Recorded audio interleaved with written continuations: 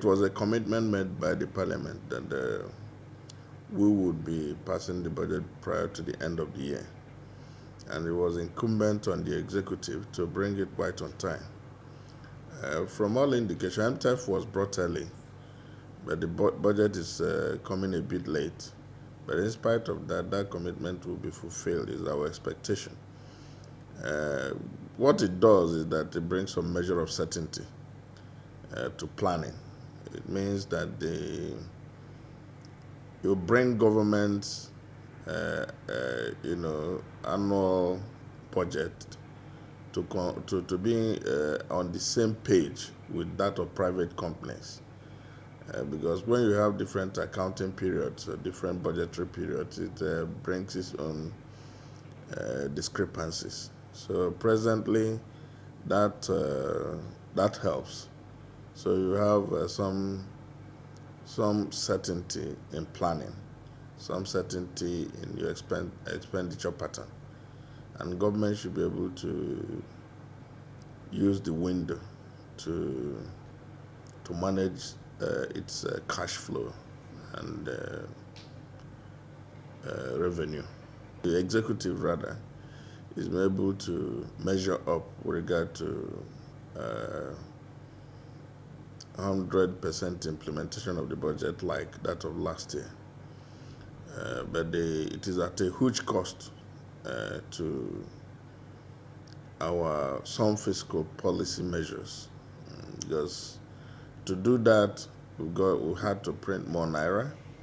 To do that, the naira has had to lose value. So I think that is complementing government's cash flow, because from what it was to 410 officially, and now up to 500, is not pleasant. So there has to be a correlation, between the certainty of rate and then government's spending and being able to fulfill fiscal policy measures and being able to fulfill 100% of the budget. So to that extent, it's helpful, but sometimes the value of the naira you have today is different from the value of the naira you have tomorrow. But what the constituency project does is a bridge to actually give to communities who ordinarily may not be remembered. To a large extent, because of devaluation, the value of what the constituents get has substantially diminished. Because 100 billion that is given to all the constituencies,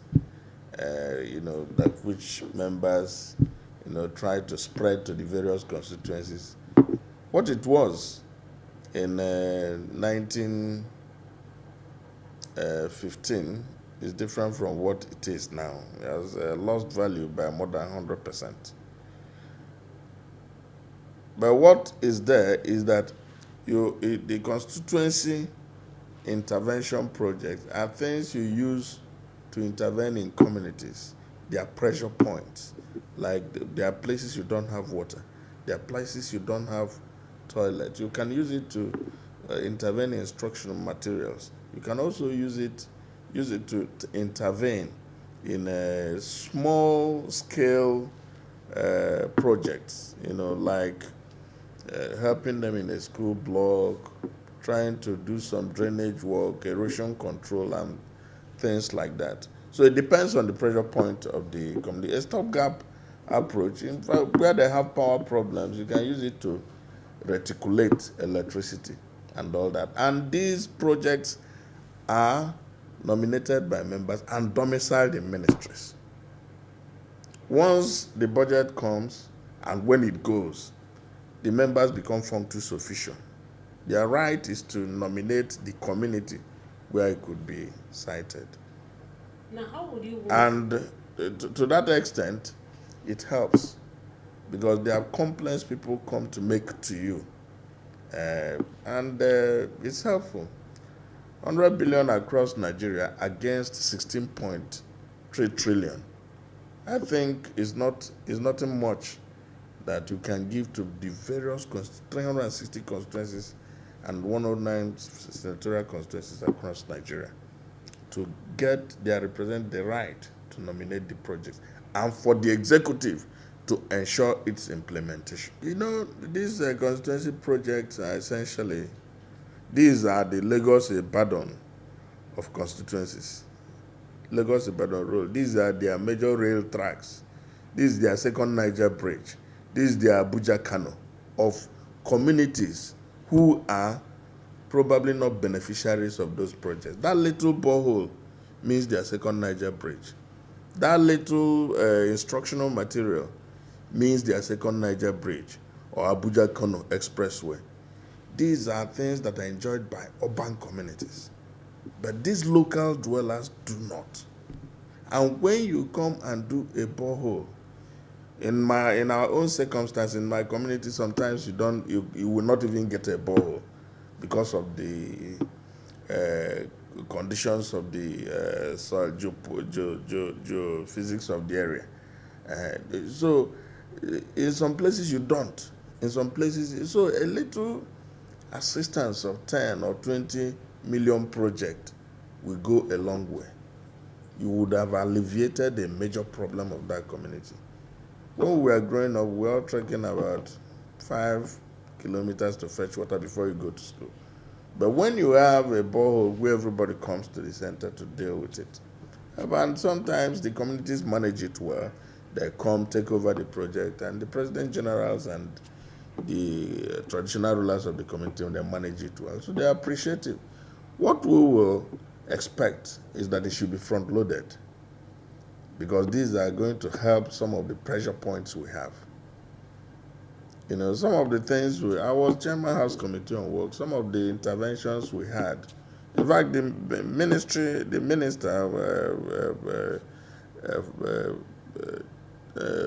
Fashola, you know, SAN, they used video, they went round throughout the Federation and recorded the things that we had done, you know, through his housing ministry. Some of these interventions, and they are on the record. So he turned around and recorded all of them, and they saw the impact of these things in communities. They are very, very impactful if it is properly done by the ministries. So sometimes the narrative is wrong. The narrative is wrong. They think that, you give money to lawmakers. You do not give any money to any lawmaker. What you do is that you ask him to specify a project he wants to be used in his constituency. And it is the agency that is responsible that implements it. So I think the way to go is that it should be front-loaded, should be made impactful, because it will help to subsidize the pressure in these communities. When they see some little light at the end of the tunnel, it will be helpful. And if where it is necessary, I would believe that the legislature and the executive should work in concert to expand the nature and manner of this intervention. It should be improved, and where you have stakeholders make contributions on what is going to be done. You know, in policy formulation, there is a bottom-up approach where you interact with communities and say, what do you really want? This should constitute essentially the palliative that should be given. You don't dash people money. Next time they look for something again, you are subsidizing the pressure. But at a point, you need to give them something that gives them gainful employment. So that is the way I think that, look, the 500 billion that has been spent in palliatives and the various interventions, good enough, maybe well intended. But if you spread that money across the Federation in little projects to meet the pressure points of communities, I think it will go a long way. Thank you very much. That's the way I want it to be treated. I think so far so good. There has been a kind of remarkable improvement in terms of, let me say, funding of the budget. The Ninth Assembly, despite the principle of separation of powers, deliberately the leadership has cultivated a kind of harmonious relationship with the executive, and that is really paying off to ensure that budgets are passed speedily and cooperation in terms of quick approval of loans to fund the capital component of the budget. So, I mean, since 2019, there has been steady increase in the funding. I think last year, if I'm not mistaken, it's about 100% funding that was done. So, I think pretty good. I mean, it's been pretty nice compared to what we had said in 2016 or 2017. We call them zone intervention projects, are handled by MDAs, and the funds go directly to them. I think last week or 2 weeks ago, one of our colleagues in the chamber stood up and said some MDAs are even denying that they have received funds. I think the challenge has been, since we reverted to January to December budget cycle, the operational aspect of that budget in terms of the MDAs doing their advert on time, doing their tender board meetings on time, and giving award letters to contractors, there has been some kind of delay. In 2020, we thought it was because of the COVID-19, where we had a prolonged shutdown of government business. But even this year, as we speak, 80 to 90% of award letters have not been issued. And today is October 8th. This is a budget that ordinarily should end on 31st of December of 2021. And don't forget, this budget was assented to by the president, I think on 31st or 30th December of 2020. So he has done his own job. It's for the MDAs to quickly do their own job and get letters out on time so that contractors can move to the field. If they need to construct road, do it. It's going to be boreholes, it's going to be school building, so that Nigerians can feel the impact, so that it don't become like just a yearly ritual. For 2021 now, most projects in the budget, whether they are constituency or the capital projects, they have not been executed. And we have another one that we need to work on in the next 2 to 3 months to get it approved. So I think that's the area we need to ensure we make deliberate efforts, so that in 2022 fiscal year, once the budget is assented to, say by ending of December of this year, the MDA should start work on it. By mid-year, latest by July, they start giving out award letters, so that Nigerians can quickly see the impact of government funding. That once the budget is signed into law by the president, whoever is going to advise the MDA should quickly do it, so that they can also start their own job. I mean, in fairness to them, they have a lot of work to do. They need to do advert for 6 weeks. Contractors bring their bids. They need to evaluate the bids, select the winners, and all sorts, so that it takes time. Once they get the budget, they have that communication on time, they too can start their own work. And if funding is going to be an issue, I know we are going to be borrowing money to finance the capital component. Let the process of borrowing start immediately, so that either it's going to be Euro bonds or some multilateral loan, or even domestic borrowing. Let that be on ground on time, so that those agencies, those MDAs that needs to award contracts, they can have funds for the various sectors, sectoral allocation. Sectoral allocations. I don't know if there's a breakdown there. What's your opinion on the 2022 budget? What the president said is that the finance minister is going to do a breakdown. He just give an overview. But, I mean, pretty much it's not going to be different from what we've had in the past. A few things I've seen here is that the debt to GDP ratio is going to fall from 4.52% to 3.39%. But I've said it, and I'll say it again. We don't use GDP to pay debt. We use cash revenue. So if we are not going to be deceiving ourselves, we should benchmark our loan repayment to the cash we are generating, not GDP. It's like a businessman that has borrowed money. and is benchmarking his loan repayment to profit. You don't use profit to pay loan.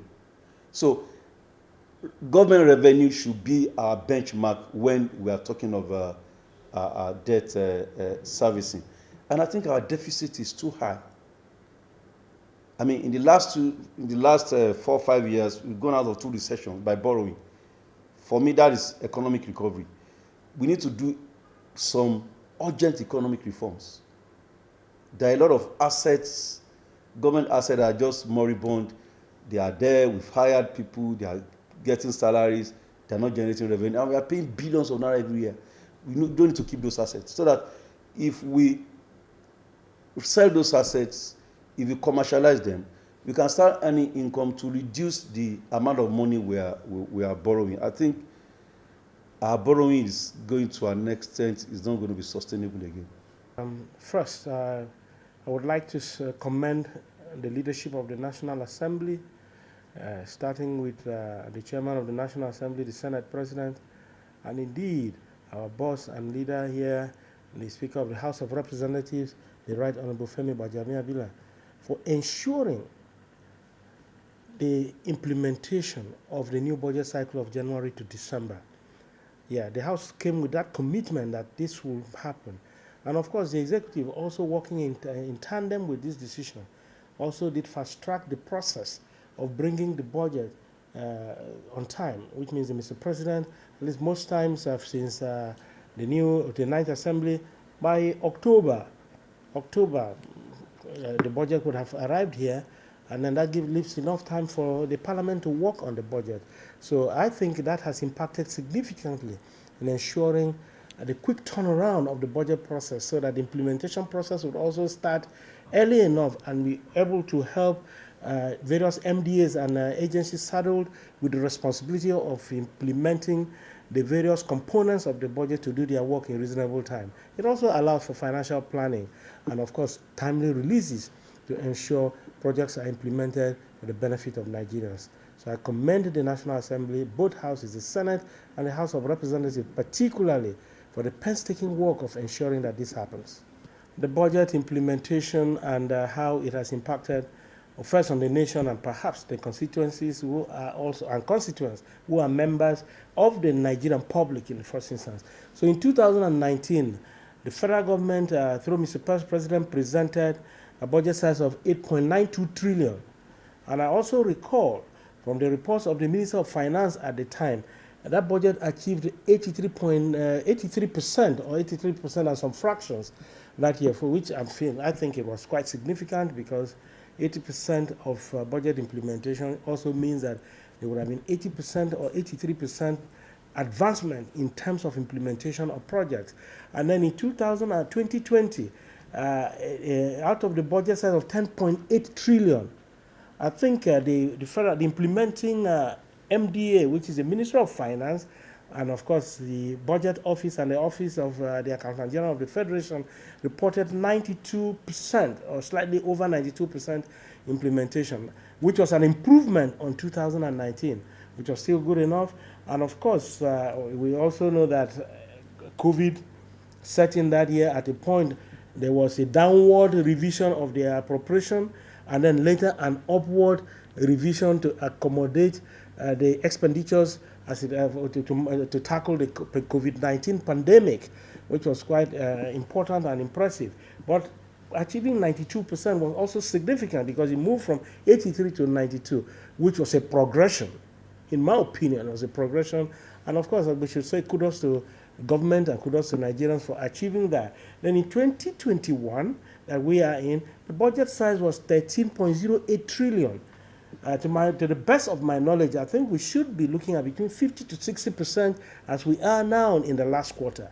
And we're hoping that Nigerian government will be able to also push this above the 2020 achievement to ensure that more projects are implemented. And how this translates or impacts on the people and constituents is also very critical and important. You did talk about constituency projects and how it impacts on them. Yes, it is very critical because every constituency project is a way of reaching out to the various constituents, to the nooks and crannies of this country. Because there's no way the MDAs or the federal government would be able to understand or know the immediate and local needs of the rural people. Whether it's water they are seeking, or whether it's a school block, whether it's some form of economic emancipation or empowerment, it is through this constituency project. That's the whole idea of ensuring that at least government gets to the people at the most rural parts of the country. And I think it's been very, very good so far from my experience. This is my first time in Parliament, and from what I have seen, there have been adequate monitoring and implementation to the best of my ability. Gone are the times, or gone is the era when people used to say, oh, constituency projects are not implemented. No, not in the Ninth Assembly. Not in the Ninth Assembly. I can say that emphatically. And Mr. Speaker has always been very emphatic about supervising to ensure that relevant MDAs saddled with the responsibility of implementing those constituency projects do them to the letter. So that when you are issuing a report of and confirmation that a project is done, it should be seen as a project implemented. And of course, you have the anti-graft agencies also monitoring and supervising, which is a very important element in ensuring that things that are meant for the people are done. So far, I want to say that the implementation of the constituency projects and all those rural intervention projects have been done satisfactorily, in my opinion. And I think we should continue in this state. There's even need for increase in the amount of quantum of constituency projects, because this is the only way Nigerians in the rural communities can be reached. 360 members in the House of Representatives, 109 senators across these various constituencies. By the time they are able to attract through the MDAs some projects in one way or the other, it adds to the gamut of the development of the nation. It adds to the government, whether it's basic electricity, whether it's basic water, whether it's a health center, whether it's a school block. Those are additions to the development stock, and we must continue to encourage this and ensure that our people benefit from what is going on. But having said all of that, looking at all of the budget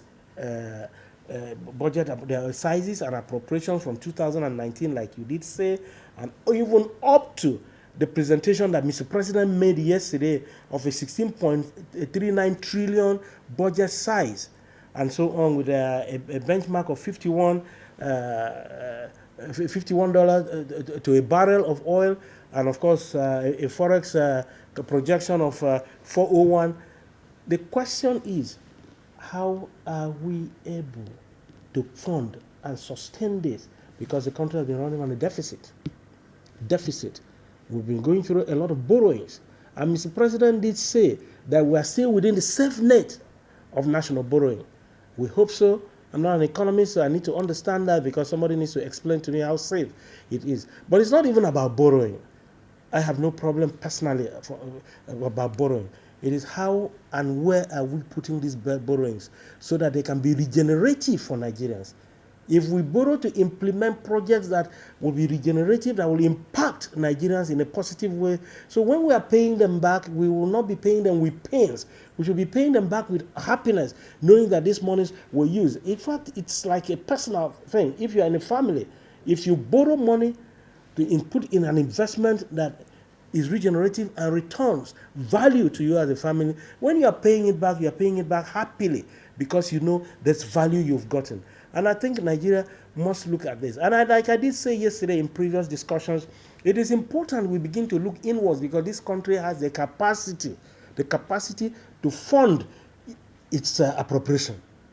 This country has everything God-given to fund its appropriation. Its appropriation size, because is it from natural resources? Is it from mineral resources, from solid minerals? It's not. We must begin to look beyond the hydrocarbon, which is oil, and look at agriculture, which is a great economic enabler. Tourism, a great economic enabler. Look at solid minerals, a great economic enabler. And then look at every other element that we can harness, including collections by MDAs, adequate and proper collections, and reporting that will ensure that the Nigerian government gets what it ought to get, so that it doesn't end up in private pockets and then the country suffers. If we do all of this, I think the country will be better for it. It's still very lean for a country like Nigeria. If you look at what we are facing as a country in terms of insecurity, in terms of infrastructure deficit, you will understand that 13 or 16.39 trillion is a tip of the iceberg. It's just like dropping a pin in the ocean, because it cannot solve even 10% of the major problems of this country. If you take a comparative look at international other countries that we try to emulate, look at their budget sizes, look at what they spend on infrastructure, on social services, even in drug combating, security, and so on, you will understand that this is really nothing. This country needs to up its game and get to a point that we can truly solve problems. So that if we say, for instance, that we want to take a rail line from, let's say, Lagos Calabar, that concerns me, we should be able to say we can fund this thing in 2 years or 3 and it finishes, not a project that will linger for 20 years. All of the ones who are doing our projects, some of them have lingered for 20 years, some for 15 years. Mere dualization of a 100-kilometer road, sometimes you can never do it in a budget cycle. The envelope system that they are operating now cannot even fund most of these things. So for me, it's nowhere near the problems of this country. So we must look at ways and means of ensuring that we find revenues to fund this country's budget, increase it to solve the problems of Nigerians. You look at the National Assembly, for instance, people have a very erroneous impression of the National Assembly. To the best of my knowledge, 126 billion budget for a whole year. That includes the National Institute for Legislative Studies, National Assembly Service Commission, National Assembly Management, the Senate, and the House of Representatives, and all of the ancillary expenditures. The Public Complaints Commission. How much is that? When the library and research budget of the U.S. Congress alone is more than the entirety of the budget of the Nigerian National Assembly. And then people don't understand how do we even fund committee work? We cannot fund them. You can't fund oversight, because you can't fund oversight with that kind of paltry sum. How can you also get good results if you cannot fund them and make it truly independent? So we must look at all of these things and find ways of ensuring that we improve the revenue of this country, improve on service delivery, improve on what we offer and take to Nigerians, so that we can build a better country. At 61, even a child that was born at 61 is already an old man. He's now beginning to count downwards, because when you get up to 60, you're no more counting upwards. You count downwards because you are going to come down. When you get to 60, Nigeria cannot be a giant and an old man of 60 and is still crawling. We must be committed as a people. We must be committed in leadership. We must be sincere in trying to solve the problems of this country, so that we will leave a generation next that will be proud of us. Otherwise, we will leave a generation that will stone even our graves if we fail to do what we have to do today. This is a clarion call to any and everybody in leadership, political, economic, business, social leadership, religious, and all strata, to be committed so that we can leave a country that is good for our children. People keep talking about new laws, new rules, new this. I said, what are you strengthening? When you don't even have social services to cater for certain things. They're talking about corruption. When the basic man who is working cannot even afford a home. Even if it's a public service, we say a home is 9 million, how will he afford it? When that man does not even earn 50,000 naira in a month, times it by 1 year and by 4 years, or times it throughout his 30 or 35 years in service, what can he offer him? He has children to send to school. He has medical bills to pay. He has so many other things to meet. So we must be committed in making sure that Nigerians live and live well. Elsewhere in the world, unemployment benefits, old age benefits, housing, proper mortgage system. So people are not worried about livelihood. They worry more about work and what they can contribute, because the system has made it that they can live and live well and be able to contribute to the system. Until we do this in this country and produce a country that can guarantee efficiency and proper livelihood, socio-economic livelihood for the people, we still have a longer way to go.